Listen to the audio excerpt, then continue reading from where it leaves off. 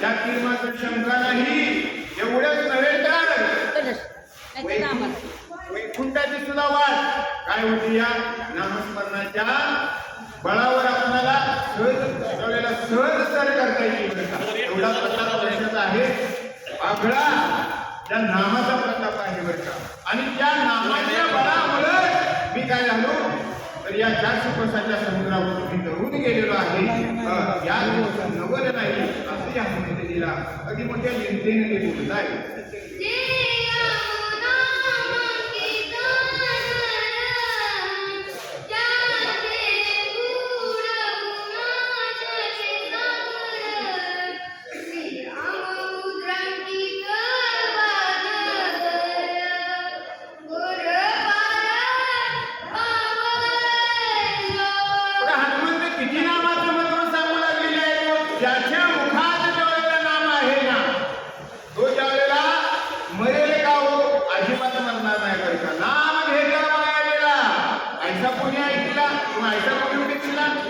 अजिबात नाही बरं का. जो कोणी काळेला नाम घेतो ना त्याच्या वाटेत कसली विघ्न येऊ द्या बरं का. नामाच्या चिंतने आणि 12 वाटा पळती विघ्ने बरं का. एवढं काळेला त्या कशाचं बळ आहे. त्या केवळ आणि केवळ नामाचं बळ आहे. करून गेले कोण अनंत गेलेले आहे बरं का. आता चिठीच्या वेळेला त्याच्यात बाधा आलेल्या आहे जात असताना तरी पण त्यावेळेला सांगत नाही बरं का. मी अशा वेळेला पराक्रम केला अजिबात नाही. तर मी जे केलं ना पण मला जे बळ होतं ना कशाचं बळ होतं फक्त आणि फक्त त्या नामाचं बळ होतं बरं का. म्हणून आणि तेही स्वामीवर या तुमच्या नामस्मरणाचं बळ होतं म्हणून ते मला सहज शक्य झालं. नाहीतर मला ते शक्य झालं नसतं.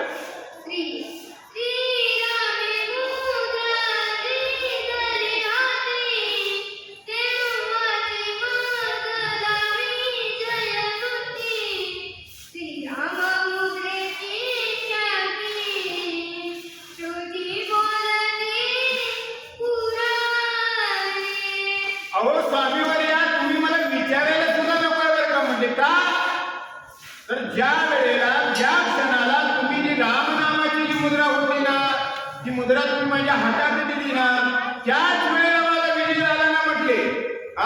त्याच वेळेला मला विजय झाला. आणि त्याच वेळेला मी काय केलो तर खरोखर सर्व संकटावर मात करून गेलो बरं का. फक्त मला एक निमित्त होतं की मी फक्त तिकडे पलीकडे जायचं होतं. मला तो असलेला सर्व कार्यभार चालायचा होता. पण तू वास्तव पाहता ज्या क्षणाला तुम्ही माझ्या हातात मुद्रिका टेकली ना तेव्हाच खरोखर सर्व माझं अगदी कार्य संपन्नतेला गेलेलं आहे. यात काही मात्र शंका नाही. नामाचा जो बळीवार आहे ना अगदी वेदाने सुद्धा गायलेला आहे. शास्त्राने सुद्धा गायलेला आहे. एवढं कळेला नामाचा महिमा आहे बरं का स्वामीवर या असे हनुमंत बोलत आहे.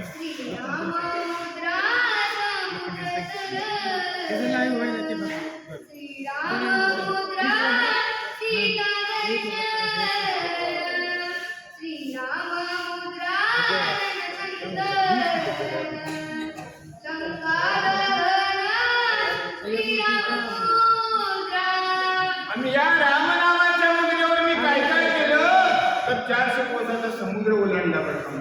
नवे नव्हे तर मी आणखी काय केलं तर जाऊन त्या आईसाहेबांचं मला दर्शन केवळ केवळ या रामनामाच्या मुद्रेमुळे झालेलं आहे.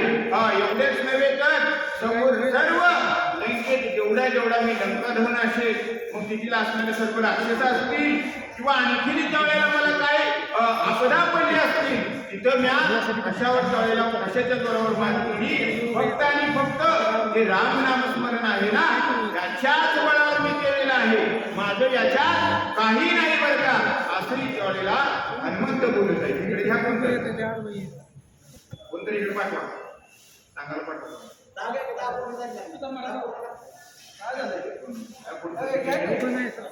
घ्या पुढचा हा पूर्ण होता गेला तुझे घ्या पुढचा एक तर होते घ्या म्हणा पुकारा की महाराज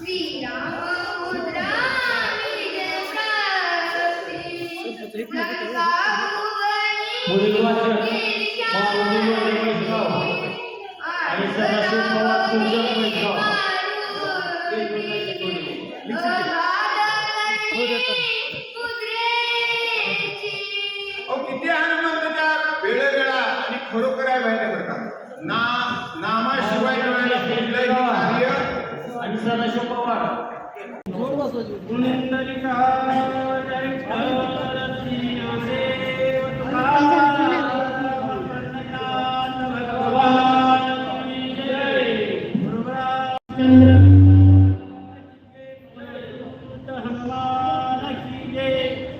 श्री गणेशाय नमः।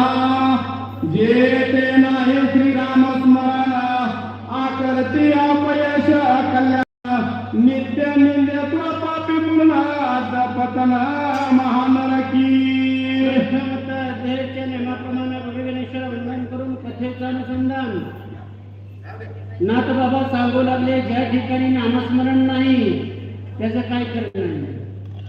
ज्या ठिकाणी नामस्मरण आहे त्या ठिकाणीच खरं आहे, त्याला पुण्य काही लागणार नाही, सत्य मार्ग कळणार नाही. तो मानव ज्या माणसापाशी नामस्मरण नाही तो आदपतनाला गेल्याशिवाय राहणार नाही. असं नामस्मरणाचं महत्व ग्रंथकर्ते सांगतात. या लागे साक्ष आपण कमळा तांडावर स्मरण नित्य करेता श्रीराम स्मरण कीर्ती कल्याण निज विजयी. म्हणून ग्रंथकर्ते सांगू लागले की नामस्मरण केल्यानं सारखा विजय कीर्ती ध्वज उभारला जाईल, नामस्मरण घडल्या जाईल. नवे नवे म्हणजे नामस्मरण आपला देह शुद्धीकरण होऊ शकतो. म्हणजे एकदा देह शुद्धी झाला की आत कोण आहे की कुणामुळे शरीर चालतंय ती कळल्या जातं, ज्ञान येऊ येतं. एकदा ज्ञान आलं तुझं माझं ती तसला हे असला सगळं हुकल्या जातं. म्हणून नामस्मरणाची गरज आहे. जसं जसं नामस्मरण वाढल तसं देहशुद्धी होते.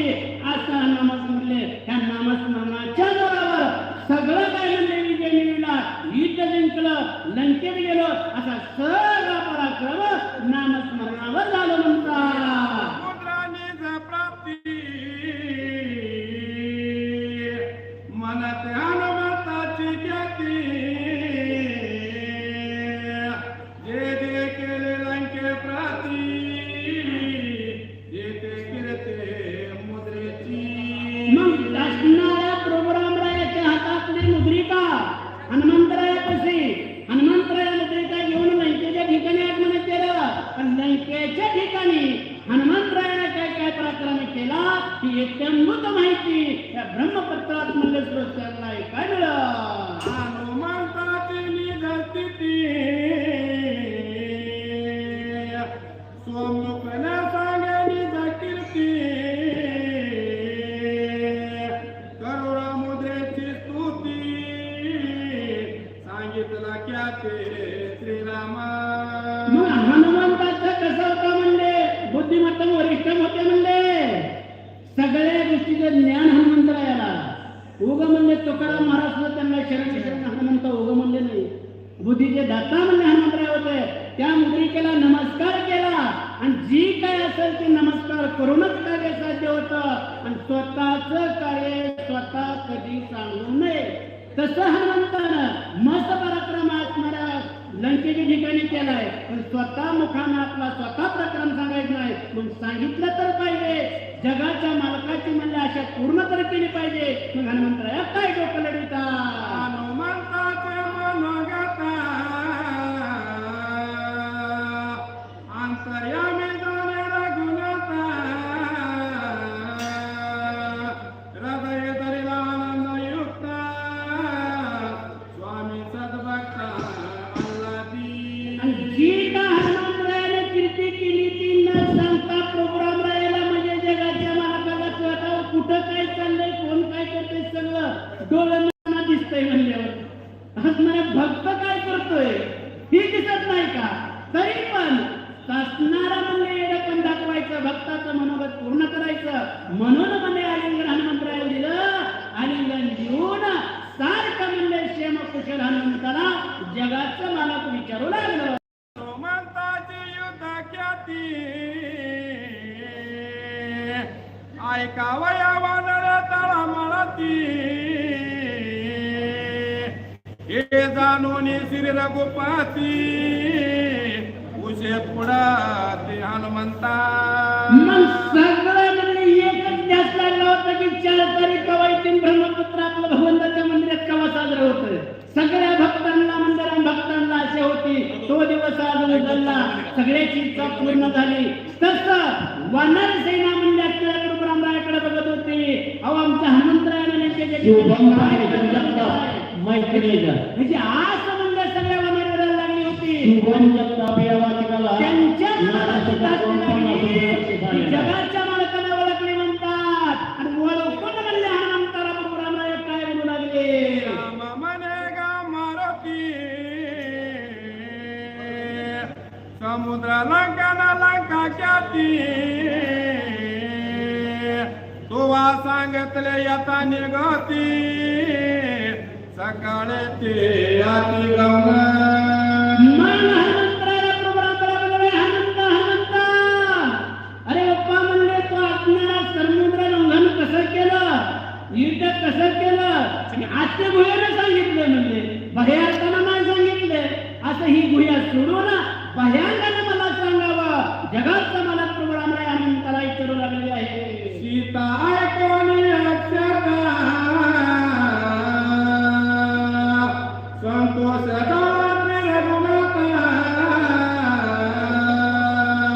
राक्षसांची युद्ध कंदनाता घडला किंमत ते सांगे.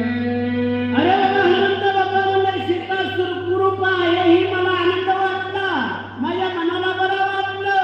पण तू असणारा त्याच्या ठिकाणी तुझा युद्धाचा पराक्रम कसा झाला, कसा कसा परिसंचारा दिला ही मला तो सांगितलं नाही. ब्रह्मराय हनुमंताला विचारतात. याची आता विषदाती तू सांगावी लंका ख्याती आईचे बोलता श्री रघुपती वंदे मारुती श्रीचरण. आणि लंकेच्या ठिकाणी म्हणले हनुमंतराय म्हणले युद्धाची खेती तो कशा कशा प्रकारे केली आणि ती गुह्या तो अजून सांगितलं नाही. असं विचारलं हनुमंतराय म्हणजे नमन जगाच्या मार्गाला केलं. नमन करून हनुमंतराय काय बोलू लागले. ते सांगू नये स्वकीर्ती वंचू नये स्वामी प्रती हनुमतीची आरती प्रजापती प्रार्थीला. असं विचारल्यानंतर हनुमंतराय स्वतःची खेती स्वतः मुखानं सांगू नये आणि ते बी स्वामी पुढं असणाऱ्या गुरु पुढं आपला असणारा वैभव सांगायचं नसतं. म्हणून मी असणाऱ्या म्हणले ब्रह्मदेवाची म्हणले प्रार्थना केली, आराधना करून ब्रह्मदेवाला बोलून घेतलं आणि ब्रह्मदेवाला बोलून काय केलं हनुमंतराय सांगू लागले. माझे समुद्र लंघना लैके माझी सीता शोधना स्वामीने कृपा करना पत्र लिहून मज द्यावी. आता हनुमंतराय सांगू लागले. ब्रह्मदेवाला म्हणले बोलावून घेतलं, त्यांची विनवणी केली, त्यांच्या समोर हात जोडला.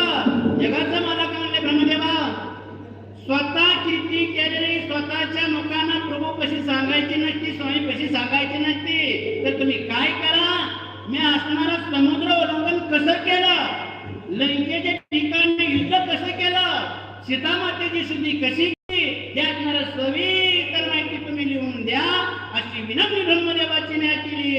हनुमंतराय जगाच्या मालकाला बोलतात. हातीच्या मालिकीता ते कोणी सीता सुधरता सत्य मानिला तिरगुलाता शीघ्र कार्यार्थ साधेला. आणि एकदा ब्रह्मदेव तुमच्या हस्तगत म्हणले अक्षर प्रभुरामानं बघितलं, सीता मातेची शुद्धी झाली, ही विश्वास तुम्ही लिखित दिल्यामुळे म्हणले जगाच्या मालकाला पटल. कुणीही तुम्ही सांगून विश्वास पटत नाही, काहीतरी प्रूफ मागतंय, काहीतरी मग हे माझा वडील आणि उतारा लाव म्हणते तुझा आधी नुसतं खोटं बोलतो. तसं तुमचं पत्रामध्ये प्रूफ आहे. जगाच्या मालकाला खरं वाटलं हनुमंतराय ब्रह्मदेवाची कथा तो ब्रह्मरायाला सांगता. कोणी कपीचे वचन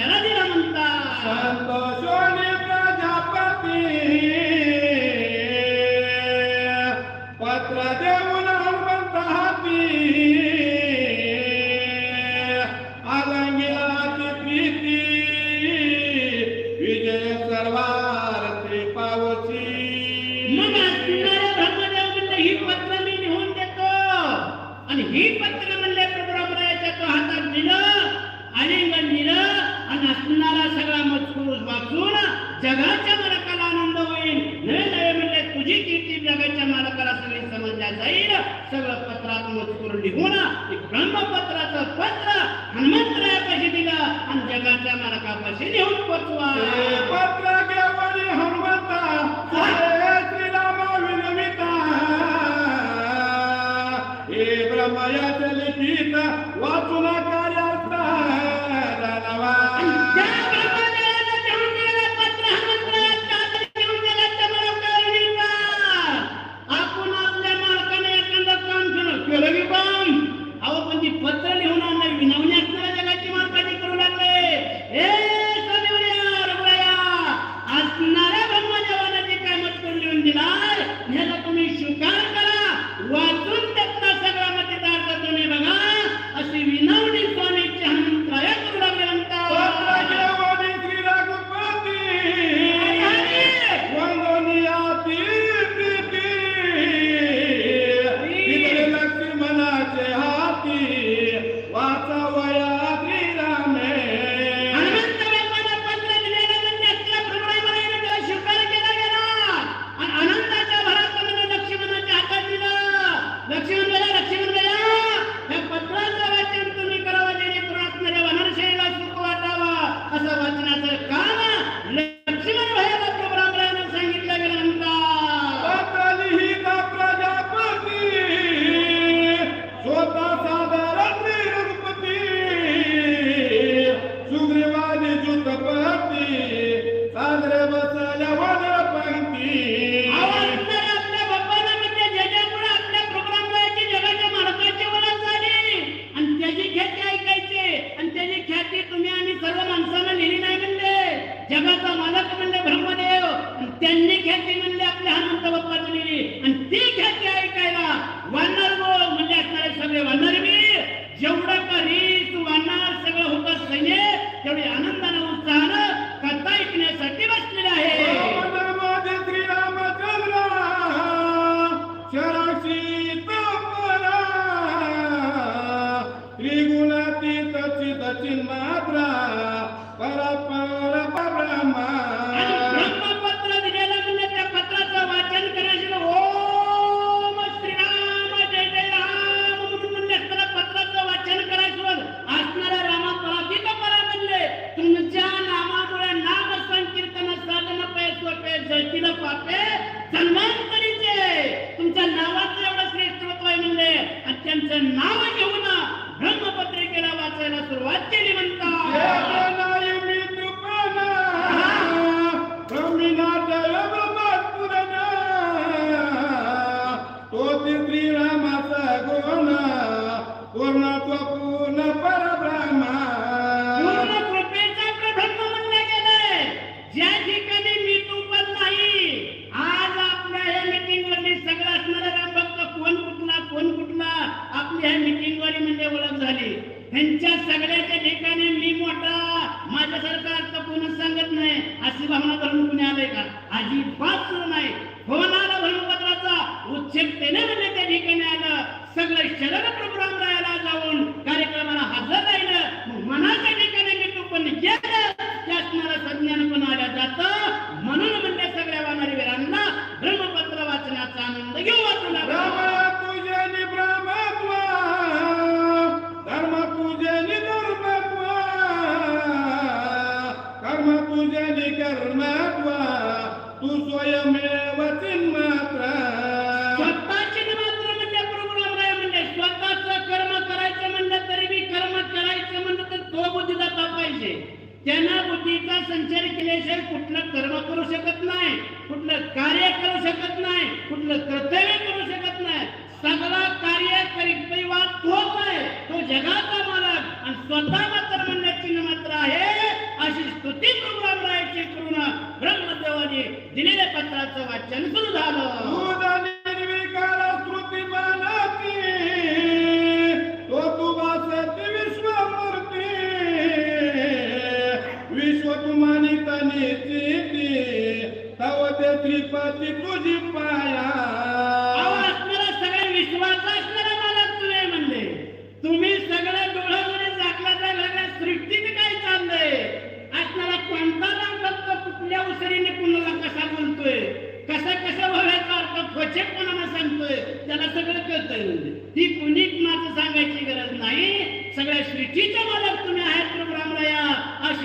स्तुती करून ब्रह्मपत्र त्या ठिकाणी वाचन सुरू झालं. तू साकार ना निराकार, तू विश्वनाथ विश्वंभरा,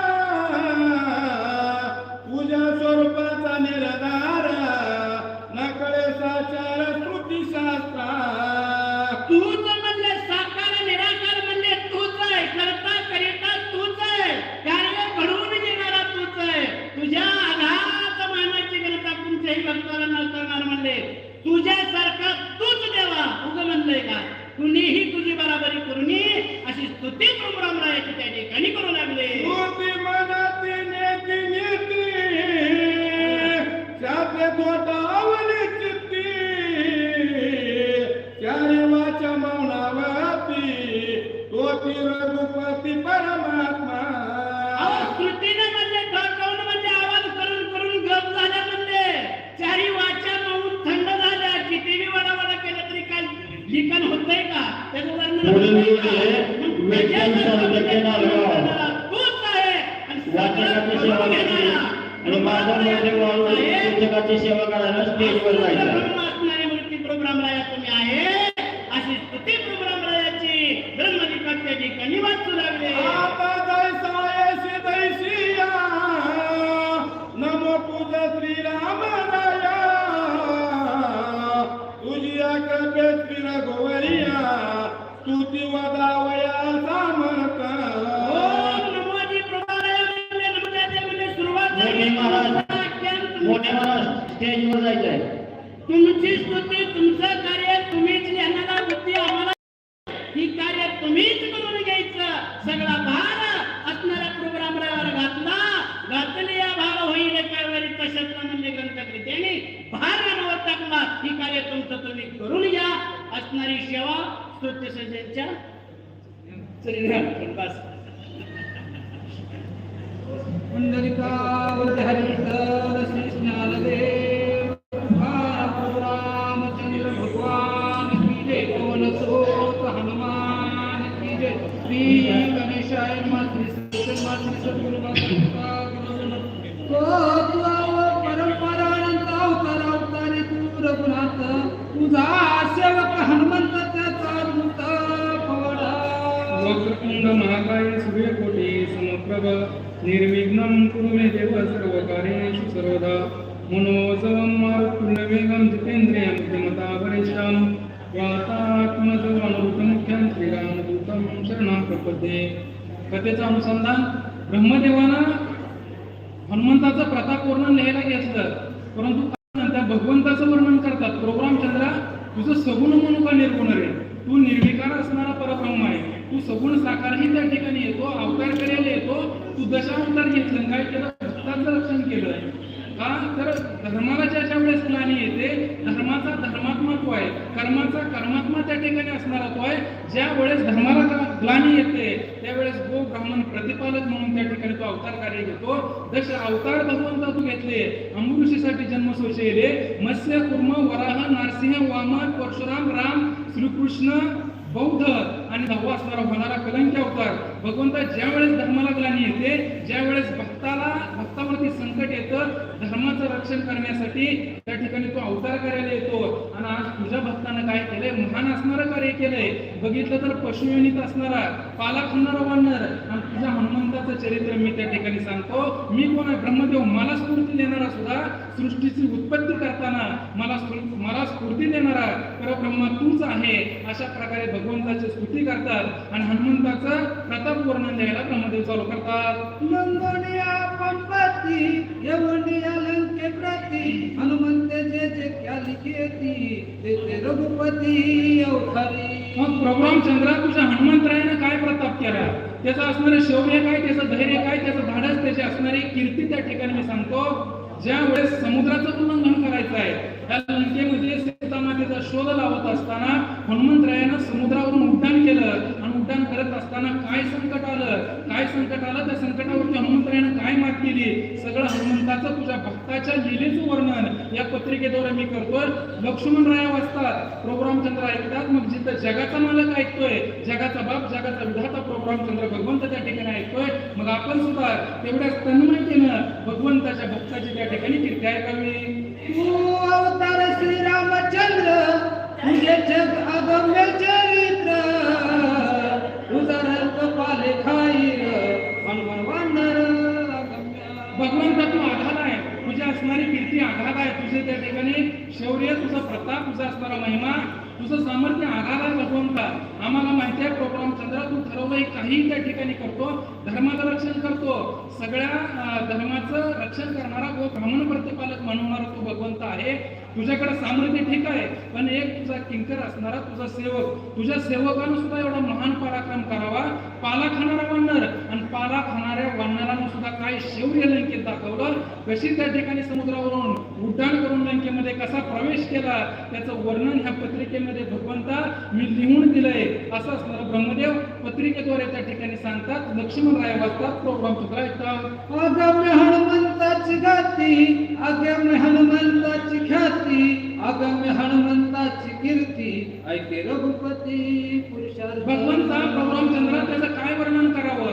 हनुमंताची ख्याती म्हणजे अगम्य आहे, ज्या ख्यातीचं आम्ही वर्णन करू शकत नाही. हनुमंताची कीर्ती अगम्य आहे, ज्या कीर्तीचं आम्ही वर्णन करू शकत नाही. हनुमंताचा प्रताप अगाध आहे.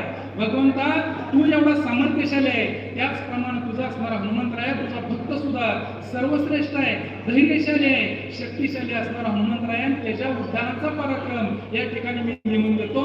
असं लक्ष्मण राय वाचतात. समुद्र लंघून हनुमान महाबळी, महेंद्रगिरीच्या पिलास्थळी, धडाले पाताळी, तोंडेतले काळी वासुरी. आणि ज्या वेळेस हनुमंतरायानं उड्डाण केलं, हनुमंतराया महेंद्रगिरी पर्वतावरती त्या ठिकाणी आलेले होते आणि महेंद्रगिरी पर्वतावरती आल्यानंतर हनुमंतराया त्या ठिकाणी उड्डाण करतात आणि उड्डाण करत असताना महेंद्रगिरी नावाचा त्या ठिकाणी पर्वत आहे.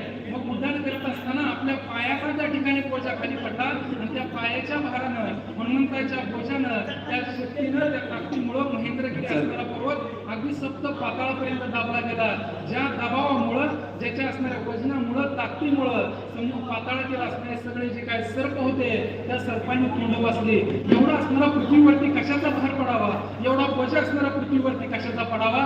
सर्प सुद्धा त्या ठिकाणी विचार करतात, सर्पाची भयभीत अवस्थी झाली म्हणतात. अंगवाताचे निझाडाले, समुद्री खचल पर्वताळे, शिखरी उडाली पाय पुढे, जेवी घुंगरुडे आकाशी. एखादा पाला पाचोळा त्या ठिकाणी आकाशामध्ये उंच उडावा, त्याप्रमाणे शिखरांची अवस्था झाली. भगवंता ज्या वेळेस हनुमंतरानं उड्डाण केलं, महेंद्रगिरी असणारा पर्वत पाताळाला जातो का काय अशी अवस्था झाली. आणि त्या असणाऱ्या उड्डाणाच्या वाटेनं, त्या वाऱ्यानं त्या ठिकाणी समुद्राचं असणारं गड खचायला लागलं, त्याबरोबर पर्वताचं असणारं शिखर हवेतले हवेत उंच उडायला लागलं. एवढं भयंकर असणारं उड्डाण हनुमंत या समुद्र उल्लंघनाच्या वेळेस करत आहेत. उड्डाण वाताचे निघाल करे, वैसली मेघांची दातारे, शिगले कापती थरारे, आले शहर कळी काळाला सुद्धा थरकाप उठावा, प्रलय काळ आला का काय अशा अवस्था त्या ठिकाणी निर्माण झाली. एवढं असणारं समुद्राचं असणारं कडक खचायला लागलं, शिखर पर्वताची त्या ठिकाणी उडायला लागली. आणि अशा अवस्थेमध्ये ढगाची ज्या वेळेस गर्जना होते, मेघ गर्जनाच्या वेळेस होते, ढग एकावरती घासल्यानंतर आवाज होतो, त्याच्यापेक्षाही कितीतर प्रकार असणारा, कितीतर शक्तिशाली आवाज असणारा हनुमंतरायाच्या उड्डाणाचा आहे. त्या उड्डाणामुळं दिग्गजांचं सुद्धा ताकीळ बसावी एवढा पराक्रम हनुमंतरायाच्या उड्डाणामध्ये आहे.